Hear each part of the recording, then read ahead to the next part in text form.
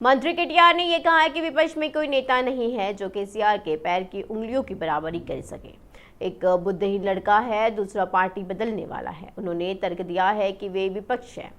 उन्होंने कहा है कि सीएम केसीआर के शासन में तेलंगाना के हर गांव आदर्श बन गया है और अब खुलासा ये हुआ है कि देश की 3% आबादी वाले तेलंगाना को 30% राष्ट्रीय पुरस्कार मिले हैं। उन्होंने ये कहा है कि यह सब सीएम केसीआर द्वारा शुरू की गई ग्रामीण प्रगति के संभव से हुआ है। मंत्री केटीआर ने यह कहा है कि विपक्ष में कोई नेता नहीं है जो केसीआर के पैर की उंगलियों की बराबरी कर सके। एक बुद्धिहीन लड़का है, दूसरा पार्टी बदलने वाला है। उन्होंने तर्क दिया है कि वे विपक्ष है। उन्होंने कहा है कि सीएम केसीआर के शासन में तेलंगाना के हर गांव आदर्श बन गया है और अब खुलासा ये हुआ है कि देश की 3% आबादी वाले तेलंगाना को 30% राष्ट्रीय पुरस्कार मिले हैं। उन्होंने ये कहा है कि यह सब सीएम केसीआर द्वारा शुरू की गई ग्रामीण प्रगति के संभव से हुआ है। मंत्री हरीश राव ने भरोसा जताया कि चाहे जितनी साजिशें रची जाए, बीआरएस पार्टी प्रदेश में हैट्रिक जरूर बनाएगी। उन्होंने कहा है कि तेलंगाना में लागू की जा रही योजनाओं को देश के किसी भी राज्य में लागू नहीं किया जा रहा है। क्या देश में किसी राज्य सरकार ने कालेश्वरम जैसा प्रोजेक्ट बनाया है? उसने उनसे पूछा।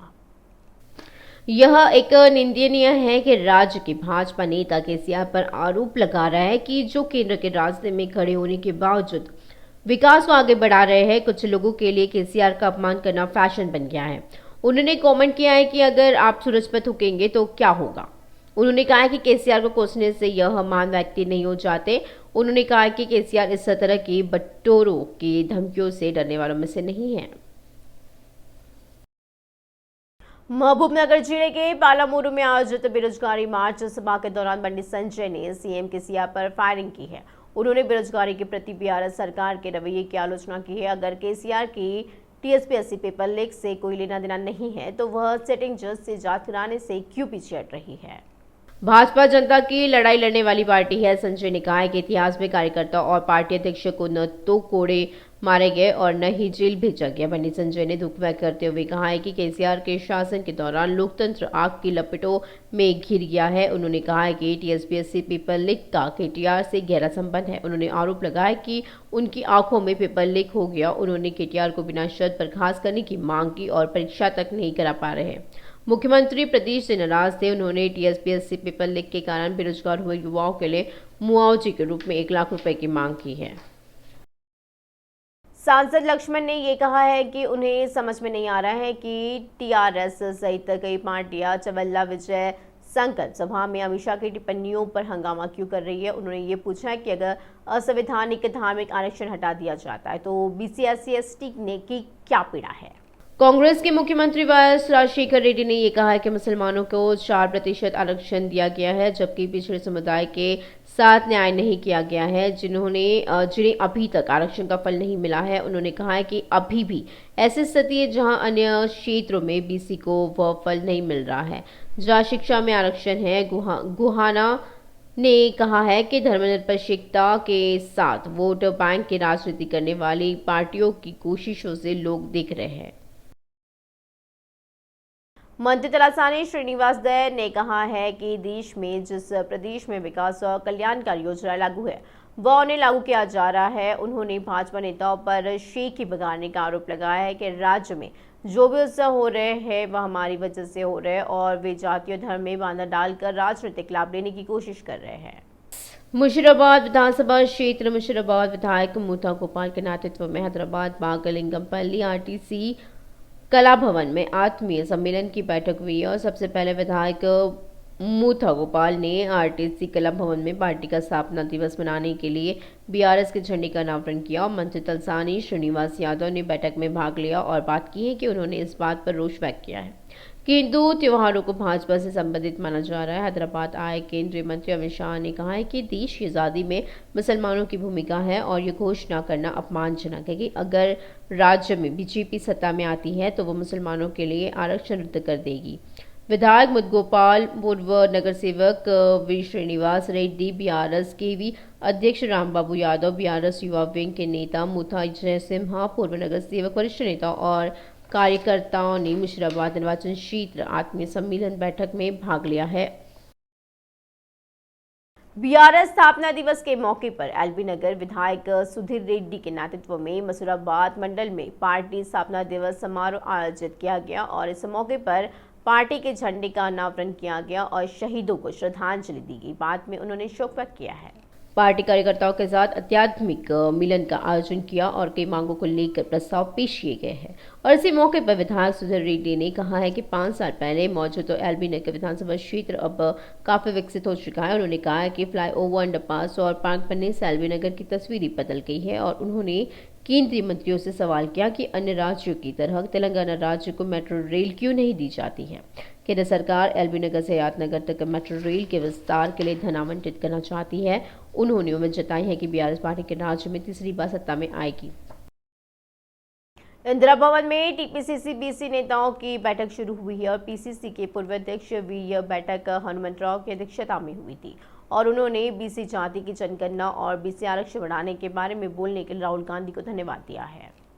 नरेंद्र मोदी के प्रधानमंत्री बनने के बाद उन्होंने खुद को ओबीसी घोषित कर दिया है और लेकिन बीसी के लिए कुछ नहीं करने के लिए मोदी की आलोचना की है। उनका मत था कि यदि पिछड़े वर्ग के जातिगत जनगणना कराई जाए तो जनसंख्या के हिसाब से आरक्षण बढ़ाया जाएगा और न्याय होगा। कांग्रेस पार्टी के अध्यक्ष मल्लिकार्जुन खड़गे ने बीसी जाति की जनगणना पर प्रधानमंत्री को पत्र लिखा है। वीएच ने बीसी का समर्थन करने के लिए मल्लिकार्जुन खड़गे और राहुल गांधी को धन्यवाद दिया। सत्तारूढ़ बीआरएस पार्टी इस महीने की 27 तारीख को पार्टी का स्थापना दिवस मनाने के लिए राज्य भर में मिनी प्लेनरी आयोजित कर रही है और जब मेयर ने गुलाबी झंडे का अनावरण किया था तो विधानसभा क्षेत्रवार पार्टी प्रतिनिधियों की आवाज बनाए गए हैं। सीएम केसीआर मंत्री केटीआर के आह्वान पर पिक फ्लैग फेस्टिवल के तहत संभाग में महापौर गढ़वाल विजयलक्ष्मी ध्वज का अनावरण किया गया और इस मौके पर मुख्यमंत्री केसीआर के आह्वान पर यह बड़ी बात है कि आत्मीय सम्मेलन महासभा राज्य भर में 116 निर्वाचन क्षेत्रों में एक साथ आयोजित की जाती है। उन्होंने सुझाव दिया है कि हर किसी को हर जिले के आत्मीय सम्मेलन से आयोजित करना चाहिए और उन्होंने कहा कि ये कार्यक्रम आने वाले दिनों में बीआरएस को सत्ता में आने में मदद करेगी और उन्होंने कहा कि बीआरएस का झंडा न केवल राज्य की राजनीति में बल्कि राष्ट्रीय राजनीति में भी लहराएगा। बीआरएस के वरिष्ठ नेता मोती शोभन रेड्डी ने तेलंगाना राज्य गठन दिवस के अवसर पर तानाका डिवीजन में झंडा फहराया है और इसी मौके पर मुख्यमंत्री ने ये कहा कि कल्याण लक्ष्मी और शादी मुबारक डबल बेडरूम हाउस सभी समुदाय के कल्याण के लिए लिया गया है। सीएम केसीआर के एक आह्वान पर राज्य भर के 116 निर्वाचन क्षेत्रों में से एक साथ आत्मीय सम्मेलन महासभा आयोजित करना बहुत बड़ी बात है और उन्होंने सुझाव दिया है कि सभी को हर जिले में आत्मीय सम्मेलन आयोजित करना चाहिए। उन्होंने कहा कि ये कार्यक्रम आने वाले दिनों में बीआरएस को सत्ता में आने में मदद करेंगे। उन्होंने कहा है कि यह तय है कि बीआरएस का झंडा प्रदेश की राजनीति में नहीं बल्कि राष्ट्रीय राजनीति में ही लहराएगा। उन्होंने कार्यकर्ताओं और नेताओं से बीआरएस द्वारा आयोजित बैठकों में शामिल होने का आह्वान किया है। नेशनल बीसी एसोसिएशन के अध्यक्ष आर कृष्णैया ने यह कहा है कि इस महीने की 30 तारीख को हैदराबाद के सुंदरिया विज्ञान केंद्र में बीसी वकीलों का सम्मेलन आयोजित किया जाएगा और राज्य के न्यायालयों में बीसी वकीलों को इस सम्मेलन में भाग लेने के लिए आमंत्रित किया जाता है। हैदराबाद के बीसी भवन में आयोजित हाईकोर्ट के बीसी वकीलों की कोर कमेटी की बैठक में महासभा ने बीसी वकीलों की समस्याओं के समाधान और मांगों को पूरा करने का फैसला लिया है और इसी मौके पर उन्होंने मांग की कि हाईकोर्ट व सुप्रीम कोर्ट की नियुक्ति में जनसंख्या के अनुपात में आरक्षण कोटा लागू किया जाए। बीसी जूनियर वकीलों को वजीफा 250 गज मकान की जगह व बीमा की सुविधा दी जाए। इस बैठक में अधिवक्ता विजय प्रशांत श्रीनिवास और कृष्णा नागेश्वर और वामसी कृष्ण राघवेंद्र सत्यनारायण और संपत कुमार और अन्य ने भाग लिया है। वायएसआर तेलंगाना पार्टी की प्रमुख वायएस शर्मिला को जमानत मिल गई है। नामपल्ली कोर्ट ने दी सशर्त जमानत। मालूम हो कि जुबली हिल्स पुलिस ने पुलिस से दुर्व्यवहार के मामले में सोमवार को उसे गिरफ्तार कर लिया और उसके खिलाफ विभिन्न धाराओं के तहत मामला दर्ज कर लिया है। इस हद तक उसने कल जमानत के लिए याचिका दायर की है। हालांकि अदालत ने उसने पुलिस को जवाब दाखिल करने के लिए कहा था कि सुनवाई आज तक के लिए स्थगित कर दी है। आज सुबह याचिका पर सुनवाई जारी रहने के दौरान शर्मिला के वकील ने तर्क किया कि केवल शर्मिला की पिटाई के वीडियो की बार दिखाए जा रहे हैं, लेकिन इससे पहले और बाद में क्या हुआ यह नहीं दिखाया गया। अतः कोर्ट ने सशर्त जमानत दे दी। दूसरी ओर शर्मिला ने राज्य सरकार और पुलिस ने व्यवहार के विरोध में वाईएसआरटीपी की ओर से राज्यव्यापी आंदोलन करने के लिए पार्टी रैली का आह्वान किया है। मालूम हो कि पुलिस पर हमले के मामले में नामपल्ली कोर्ट ने वाईएसआरटीपी की अध्यक्ष शर्मिला की 14 दिन की न्यायिक हिरासत में भेज दिया है और इस पृष्ठभूमि में उसे कल रात हैदराबाद की चंचलगुड़ा जेल में स्थानांतरित कर दिया गया। दूसरी ओर विजयम्मा अपनी बेटी से मिलने चंचलगुड़ा जेल गई और उससे मुलाकात के जरिए शर्मिला से बात करी है। कल शर्मिला को उनके आवास से एसआईटी कार्यालय जाते समय पुलिस ने रोक लिया। पुलिस ने उसे बताया कि उसे एसआईटी के कार्यालय में जाने की अनुमति नहीं है। इसी क्रम में पुलिस व शर्मिला के बीच कहासुनी हो गई। शर्मिला को एसआईटी और महिला कांस्टेबल पर गिरफ्तार किया गया था। इसके चलते पुलिस ने उसके खिलाफ विभिन्न धाराओं के तहत मामला दर्ज किया है। उधर शर्मिला ने कोर्ट में जमानत याचिका दाखिल की है। कुतुबुल्लापुर कोमपल्ली नगर पालिका अंतर्गत तुमार तालाब प्रदूषित हो जाता है। बीजेपी नेताओं ने कहा है कि दुल्लापल्ली के आसपास के इलाकों में लोग तरह तरह की बीमारियों से पीड़ित हैं और ऐसे बर्ताव कर रहे हैं जैसे अधिकारियों का ध्यान नहीं है। रोष व्यक्त किया है।